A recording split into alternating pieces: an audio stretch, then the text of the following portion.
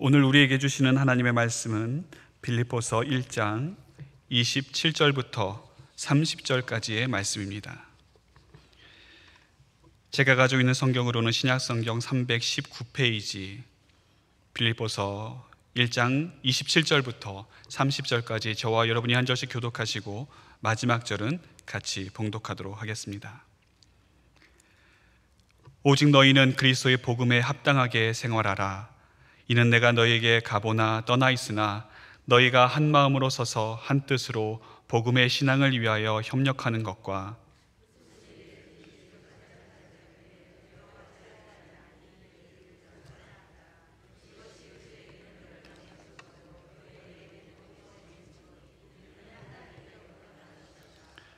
그리스도를 위하여 너희에게 은혜를 주신 것은 다만 그를 믿을 뿐 아니라 또한 그를 위하여 고난도 받게 하려 하심이라. 너희에게도 그와 같은 싸움이 있으니 너희가 내 안에서 본 바요 이제도 내 안에서 듣는 바니라. 아멘. 중국 춘추 전국시대에 제나라 임금이었던 경공이 어떻게 하면 정치를 잘 할 수 있을 것인가 고민하다가 당대 최고의 학자였던 공자를 초청해서 질문을 했습니다. 선생님, 어떻게 하면 정치를 잘할 수가 있겠습니까? 그때 공자가 딱 한마디로 이야기했습니다. 군군신신 부부자자. 임금은 임금다워야 하고 신하는 신하다워야 하며 아버지는 아버지답고 자식은 자식다워야 합니다. 이것이 바로 정치를 잘하는 비결로 공자가 이야기했던 부분입니다. 우리가 무엇 답다라고 하는 표현을 자주 쓸 때가 있습니다. 이 무엇 답다라고 하는 말은 크게 두 가지 의미를 가지고 있습니다. 하나는 역할과 태도를 이야기합니다.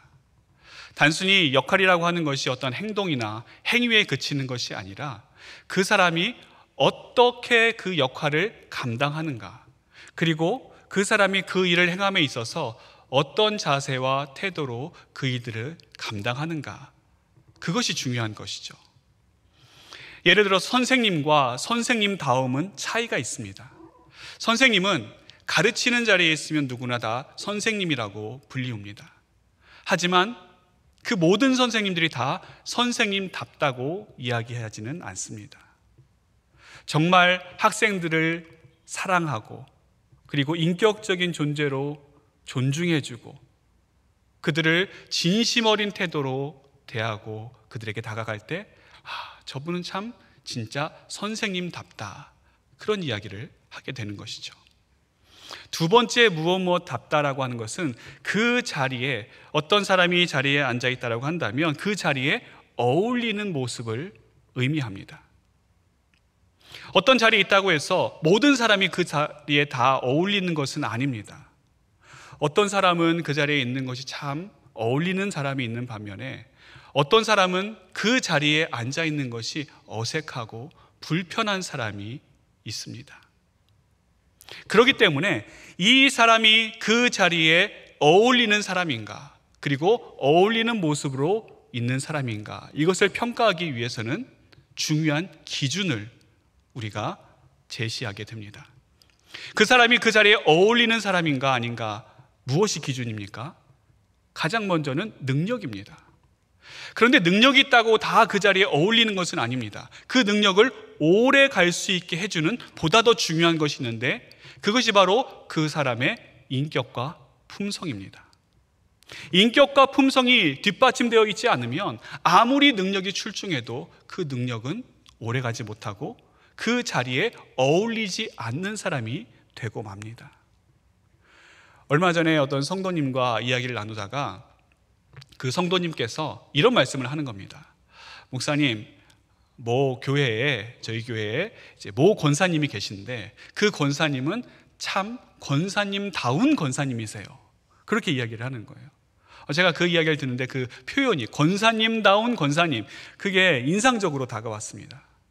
왜냐하면 저도 평소에 그분이 참 권사님답다, 그렇게 생각을 하고 있었고 저뿐만이 아니라 많은 성도들의 입에서 저분은 참 권사님답다, 그런 이야기가 자주 오르락내리락 했기 때문입니다. 그분이 어떻게 권사님다운 권사님인가? 말이 아니죠. 직분이 아닙니다. 정말 교회를 사랑하고 성도들을 아끼고 목회자와 함께 협력해서 교회를 섬기는 그 아름다운 모습이, 그리고 그분이 가지고 있는 인격과 품성이 정말 권사님다운 권사님이기 때문에 그분을 일컬어 권사님답다, 이렇게 하는 것이 전혀 어색하지 않는 것이죠. 오늘 본문에 보시면 사도 바울이 빌립보 교회 성도들에게 중요한 권면의 말씀을 주고 있습니다. 오직 너희는 그리스도의 복음에 합당하게 생활하라. 원래 이 빌립보라고 하는 도시는 마케도니아의 그리스 북부 지역에 있는 자그마한 소도시였습니다. 그런데 우리가 잘 알고 있는 마케도니아의 군주였던 알렉산더의 아버지 필립 2세가 이곳에 도시를 새로 재건축하면서 자신의 이름을 거기다 붙였습니다. 그래서 이 도시의 이름이 그때부터 빌립보라고 불리게 된 것입니다. 그리고 후에 시저를 암살한 블루투스와 그리고 시저의 양아들이었던 옥타비아누스가 이 빌립보 평원에서 운명을 건 전투를 벌이게 됩니다. 그때 이 빌립보 평원의 전투에서 옥타비아누스의 편을 들었던 사람들이 빌립보 시민들이었습니다. 빌립보 시민들이 옥타비아누스를 도와서 이 전쟁에서 옥타비아누스가 승리하게 됐고, 그에 대한 보답으로 로마의 도시로 이 빌립보를 편입시켜 준 겁니다. 그리고 뿐만이 아니라 나중에 황제가 되었습니다.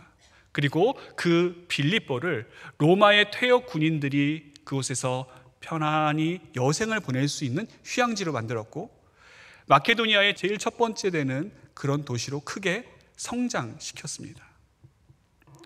뿐만이 아니라 이 빌립보 시민들에게 주어진 또 다른 특권이 있습니다. 그것은 로마 시민들에게 있었던 항소권과 재판을 받기 전에는 태형을 받지 않을 그런 권리였습니다. 이 항소권이라고 하는 것은 내가 재판을 받았는데 뭔가 좀 불합리하고 내 마음에 들지 않고 뭔가 재판이 공정하게 이루어지지 않는다고 느껴졌을 때에 로마 시민이라고 한다면 누구나 로마 황제에게 직접 항소할 수 있는 권리입니다. 여러분, 고대 세계에서 로마 황제에게 직접 일반 시민이 찾아가 항소할 수 있다라고 하는 것이 얼마나 큰 특권인지 모릅니다. 그런데 그런 권리가 빌립보 성도들에게, 시민들에게 주어졌던 것입니다. 또 하나는 재판을 받기 전에, 우리나라도 조선시대 때 보면 어떤 재판을 받기 전에 누구에게 혐의가 있으면 어떻게 합니까? 일단은 매우 칩니다. 그러면 이 매질을 견디지 못한 사람이 뭐 있는 죄 없는 죄 다 불게 되어 있습니다. 그때부터 재판이 시작되는 거예요. 그런데 그때부터 그렇게 시작된 재판이 어떻게 공정한 재판이 되겠습니까? 이건 공정한 재판이 될 수가 없죠. 그래서 로마 시민들에게는 이런 비인격적인 대우를 받지 않도록 법적으로 보호가 되어 있었습니다. 당시 로마 식민지에도 많은 사람들이 있었습니다. 하지만 그들은 로마 시민들이 누리는 이런 권리를 누리지 못했습니다. 그들에게는 고문과 태형이 가해졌고, 그래서 그들의 죄를 만들어서라도 내놓을 수밖에 없는 그런 상황이었습니다. 그런데 이제 빌립보 성도들, 시민들은 더 이상 그렇게 살지 않아도 되는 것이죠. 이 로마 황제의 특혜를 받고 은혜를 받은 빌립보 시민들은 더 이상 다른 로마 외인의 삶이 아니라 로마 시민의 삶을 살 수 있게 되었습니다. 그럼 여러분, 이제부터는 로마 시민이 되었으니까 어떤 사람으로 살아가겠습니까? 예전처럼 식민지 백성으로 살아가야겠습니까? 아니면 이제는 로마 시민이 되었으니까 당당하게 로마 시민으로 우리가 살아갑시다, 그래야겠습니까? 당연히 후자지요. 그래서 당시 이 빌립보 도시에 많은 사람들에게 회자되고 있었던 유행하는 말이 있었는데, 로마 시민답게 생활하라 라고 하는 말이었습니다. 로마 시민답게 생활하라. 사도 바울이 이 표현을 그대로 가지고 옵니다. 그리고 로마 황제의 은혜에 힘입어서 빌립보 시민들이 로마 시민들이 됐기 때문에 그것과 마찬가지로 우리도 복음으로 말미암아 하나님의 은혜로 말미암아 새로운 하나님 나라의 시민이 되었으니 이제는 세상에 속한 세상의 사람들로 살아가는 것이 아니라 새롭게 창조된 새로운 피조물로서 하나님 나라의 시민답게 생활해야 된다. 그 말씀을 우리에게 주시고 있는 것입니다. 어떤 사람은 내가 복음의 사람이라고 하는 것을 증명하기 위해서 복음에 합당한 생활을 먼저 합니다. 그런데 그건 순서가 잘못됐죠. 내가 복음에 합당한 생활을 한다고 해서 내가 복음의 사람이 되는 것이 아니라 오직 복음을 믿음으로 예수 그리스도의 복음이 내 안에 들어와 그 복음을 영접한 사람들에게 성령께서 감화 감동을 주심으로 우리가 복음의 사람으로 살 수가 있는 것입니다. 그러므로 다른 어떤 행동이나 행위나 공로나 그런 것이 중요한 것이 아니라 복음이 나로 하여금 복음의 사람으로 복음의 증인으로 살게 해주는 동력원이 되는 것입니다. 복음은 어떤 동의가 아닙니다. 복음은 어떤 깨달음도 아닙니다. 복음은 능력입니다. 그 복음에 담겨진 능력이 나를 하나님의 자녀로서 하나님 나라의 시민으로 당당하게 살 수 있는 권세와 능력을 부여해 주는 것입니다. 즉 복음에 합당한 삶이라고 하는 것은 복음의 능력으로 말미암아 내가 복음의 사람, 그리스도의 사람이 되었음을 증명하는 삶입니다. 복음의 능력만이 우리를 복음의 사람으로 만들 수 있고 그리스도의 복음에 합당한 사람으로 오늘도 우리를 살게 해줍니다. 복음으로 새롭게 된 사람은 그렇기 때문에 그 삶의 중심이 예수 그리스도를 향하게 되어 있습니다. 복음의 핵심이신 예수 그리스도, 그분께서 내 삶의 구세주가 되시고 그분께서 내 삶을 인도해 가시고 그분께서 나의 선한 목자 되심을 고백하는 삶이 바로 복음을 영접한 사람의 삶인 것입니다. 그렇기 때문에 그리스도를 아는 지식에 더 열망하게 됩니다. 그리스도와 더 깊은 관계 속으로 들어가고자 하는 마음의 소원이 있습니다. 때문에 사도 바울이 내가 모든 것을 다 해로 여기면, 사도 바울에게는 얼마나 좋은 것들이 많이 있었습니까? 환경과 학업과 혈통과 세상 어디에 내놔도 부끄럽지 않고 당당하게 자랑할 수 있는 것들이 많이 있었는데 그런 것들을 다 해로 여김은 내 주 그리스도 예수를 아는 지식이 가장 고상하기 때문이라 이렇게 고백을 하고 있습니다. 세상적인 환경, 세상적인 조건, 그런 것들에 의해서 내 마음이 편안해지고 내 마음에 평안이 찾아오고 흡족해지고 그런 것이 아니라 그런 것들이 있지만 그런 것들이 진정 내 삶의 중요한 부분으로 다가오는 것이 아니라 예수 그리스도, 그 예수 그리스도 중심으로 살아가는 것이 얼마나 가치 있고 얼마나 큰 은혜인지를 사도 바울은 너무나도 잘 알고 있었습니다. 그래서 사도 바울은 그 외의 것들은 다 내가 배설물로 여긴다, 그렇게까지 이야기를 하고 있는 것입니다. 따라서 복음에 합당한 삶은 오롯이 그리스도와의 관계 안에서 적용되어지고 해석되어져야 됩니다. 오늘 본문에 우리가 그리스도의 사람으로, 그리스도 중심으로 어떻게 살아가는 것이 그런 삶인가라고 하는 것을 세 가지로 우리에게 말씀해 주고 있습니다. 첫 번째는 너희가 복음의 신앙을 위하여 협력하는 삶이 바로 복음의 충만한 삶이다, 그렇게 성경이 말씀하고 있습니다. 여기서 말하는 협력이라고 하는 것이 어떤 인간의 좋은 의도나 그리고 인간의 계획에 의해서, 선한 목적에 의해서 서로 힘을 합치자, 이런 것이 아니라 철저하게 그 방식과 또 그 목적에 있어서 복음 중심적이어야 함을 말씀하고 있는 겁니다. 즉 중점이 하나 되는 것에 있지 않습니다. 복음의 신앙을 위한 것에 강조점이 있습니다. 우리는 하나 되는 것에만 사람들이 열광을 하고 하나 되는 것이 중요하다 생각하지만 그렇지 않습니다. 오히려 역사를 보면 이 하나됨에 있어서 무엇으로 하나 되는가, 그것이 더 중요한 것을 우리가 깨달을 때가 있습니다. 그 대표적인 것이 바벨탑 사건 아니겠습니까? 바벨탑 사건에서 보면 사람들이 좋은 의도로 모여들었습니다. 같이 힘을 합쳤습니다. 아마 이런 구호가 있었을 것입니다. 우리가 힘을 합치자, 협력하자. 그래서 하늘 높이 이 탑을 쌓고 우리의 이름을 내자. 우리는 할 수 있다. 그런데 여러분, 어떻게 됐습니까? 그 결과가 처참한 결과를 낳고 말았습니다. 그들은 하나 되기 위해서 좋은 의도로, 인간적인 방식으로, 세상적인 계략으로 모였지만 그것은 결국 실패로 돌아가고 말았습니다.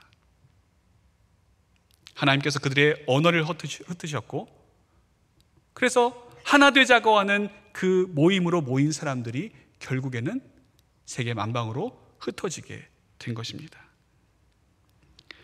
우리 믿는 자들이 하나 되어야 되는 것은 다른 것에서 하나 되는 것이 아니라 복음 안에서 하나 되어야 합니다.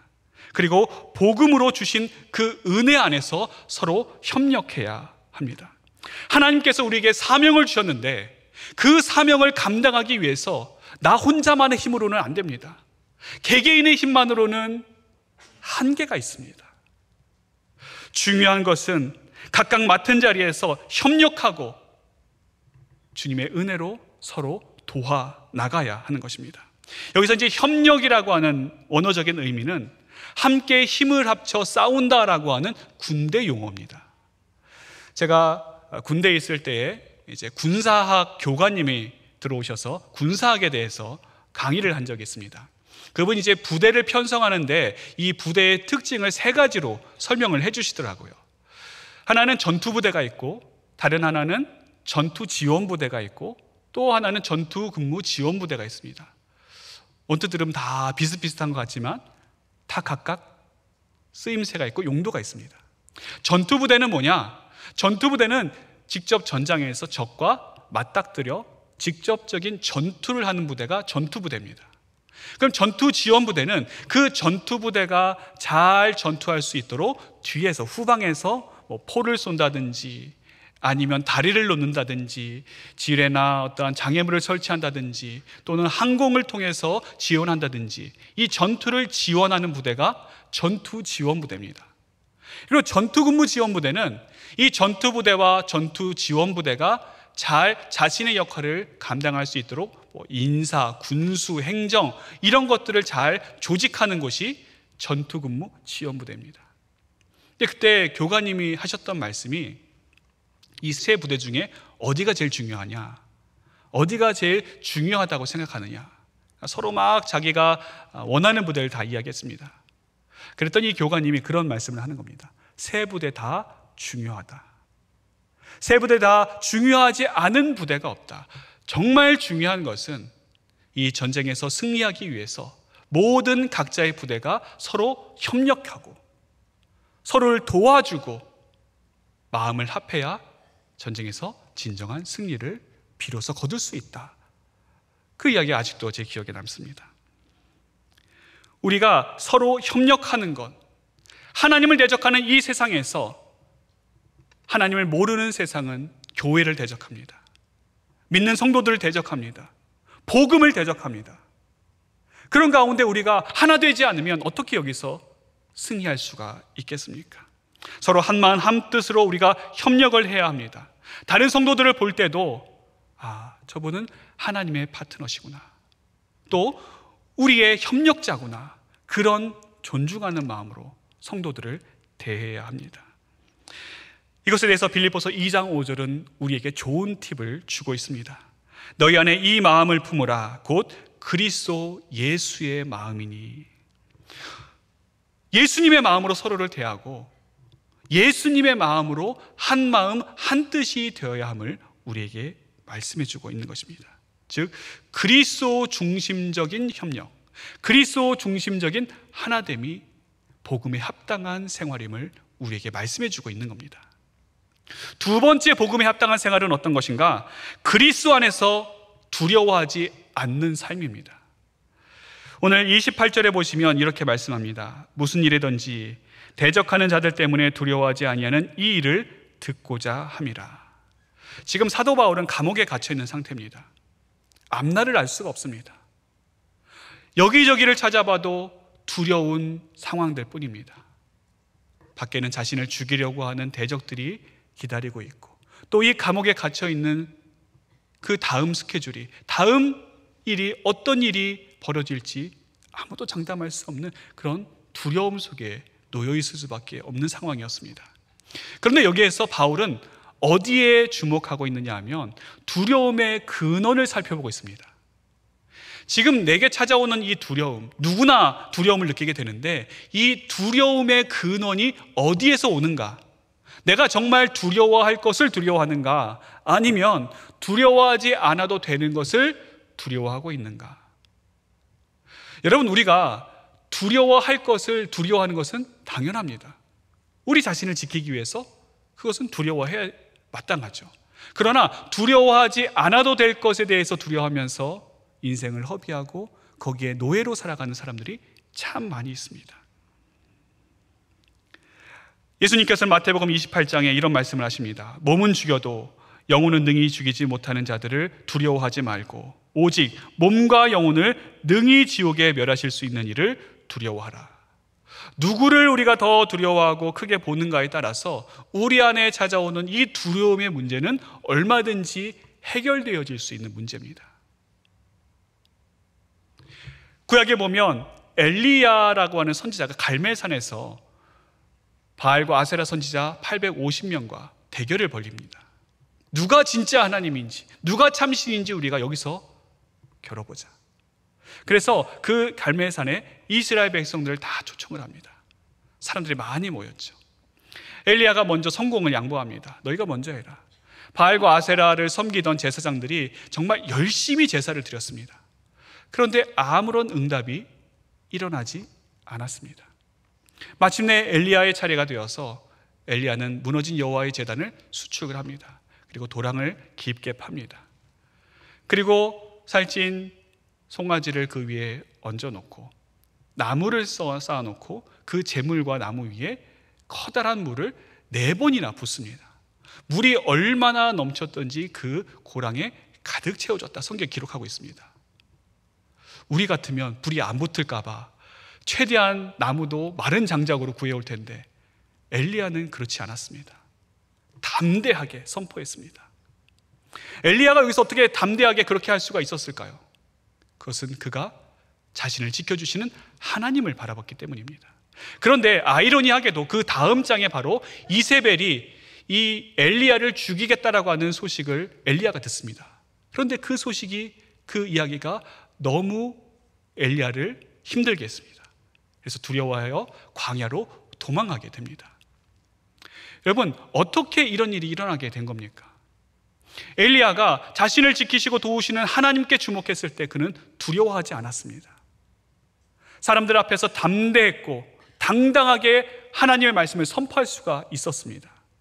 하지만 그의 시선이 하나님이 아니라 자신을 죽이려고 하는 이세벨에게 주목되었고, 그의 마음이, 그의 귀가 자신에게 말씀하시는 하나님이 아니라 자신을 죽이겠다라고 하는 이세벨의 말에 귀를 기울였을 때 두려움에 사로잡힌 인생이 되고 만 것입니다. 두려움은 오직 복음으로만 극복될 수 있습니다. 사람들은 능력이 있으면 우리가 두려움을 극복할 수 있다, 그렇게 생각을 합니다. 아닙니다. 능력이 있어도 두려움에서 벗어나지 못하는 사람들이 참 많이 있습니다. 어떤 사람들은 재물이 있으면, 돈이 많으면 내가 이 두려움의 문제를 해결할 수 있다.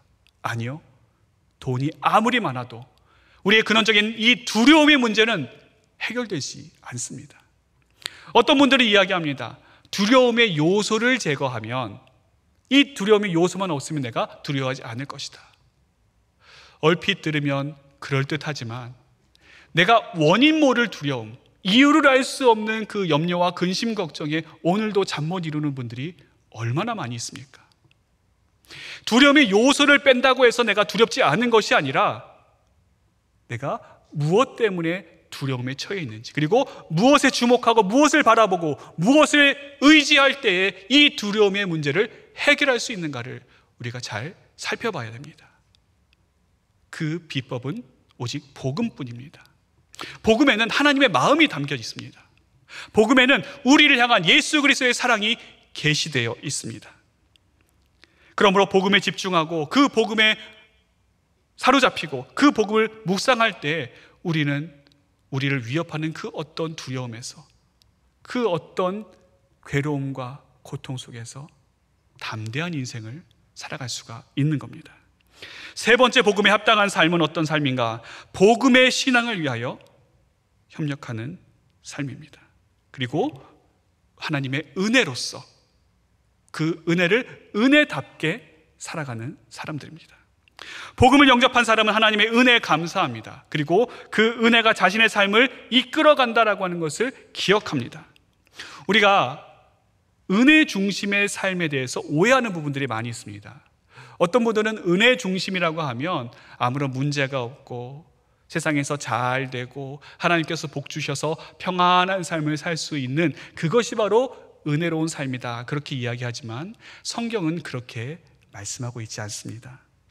오늘 본문에서 이 은혜 중심의 삶은 두 가지로 우리에게 표현되고 있습니다. 29절에 보시면 너에게 은혜 주신 것은 다만 그를 믿을 뿐 아니라 또한 그를 위하여 고난도 받게 하려 하심이라. 즉 내게 있는 믿음과 내가 당하는 고난을 어떻게 해석하는가? 하나님의 은혜로 해석하는 겁니다. 그게 바로 은혜 중심의 삶입니다. 믿음의 출처를 찾아보니까, 내게 있는 믿음을 잘 살펴보니까 이 믿음이 나에게서 비롯된 것이 아니라 하나님께서 내게 주신 믿음이구나 라고 하는 것을 깨닫게 되는 겁니다. 내가 지금 당하는 고난을 살펴보니까 전에는 이 고난의 이유를 몰랐습니다. 왜 내가 이 고난을 당해야 되고, 왜 내가 이 아픔을 당해야 되고, 왜 내가 이런 슬픔을 겪고 살아가야 되는가? 전에는 이유를 몰랐지만 기도하면서 하나님을 바라보면서 쭉 시간을 보내다 보니까 이 일을 통해서 내 믿음이 성장해가고 내 삶이 하나님의 사람으로 변화되어지고 보다 더 하나님의 마음에 합당한 자로서 내가 성숙되어져 가고 있는 것을 그 안에서 발견하게 되는 것. 그래서 내가 힘들고 고난과 어려운 가운데 있었지만 그 속에 하나님의 은혜가 숨어 있었구나라고 하는 것을 발견하게 되는 것입니다. 예전에는 고난이 없으면 그게 축복인 줄 알았습니다. 그리고 고난이 있으면 그게 하나님의 저주인 줄 알았습니다. 그런데 복음의 관점으로 보니까 고난이 없으면 없는 대로 감사하고, 고난이 있으면 이 고난 가운데 더 명확한 하나님의 살아계심과 하나님의 역사하심을 내가 볼 수 있기 때문에 그것 또한 하나님의 놀라운 은혜로 내가 소화하게 되는 것입니다. 어떤 성도님이 목회자를 찾아와서 이런 신앙 간증을 이야기했습니다. 목사님, 제 삶을 돌아보니까 저는 예전에 문제에 초점 맞추는 그런 신앙생활을 했었던 것 같습니다. 그래서 문제가 없으면 내가 잘해서 하나님께서 복을 주셨기 때문에 문제가 없는 것이고, 문제가 생기면 뭔가 하나님께서 나에게 벌을 주셨기 때문에 내 마음이 상해서 한동안 교회도 안 나오고 신앙생활도 등한시 했었던 적이 있었습니다. 하지만 말씀을 통해서 내가 깨닫고 보니까 문제에 초점을 맞추는 것이 아니라 하나님의 은혜에 초점 맞춰야 되는 것을 알게 되었습니다. 그래서 비록 문제가 있지만 여전히 어려움과 고난과 고통이 또 눈물이 내 삶 가운데 있지만 그것에 따라서 좌지우지 왔다 갔다 하는 것이 아니라 그 속에 나와 함께 하시는 예수 그리스도, 여전히 나의 삶을 붙들고 계시고 나의 손을 놓지 않으시는 그 하나님의 은혜에 초점을 맞추며 내가 앞으로 살아가기로 결단했습니다. 그런 고백을 하였던 것입니다. 시편 119편 71절은 우리에게 이렇게 말씀합니다. 고난당하는 것이 내게 유익이라. 이로 말미암아 내가 주의 율례들을 배우게 되었나이다.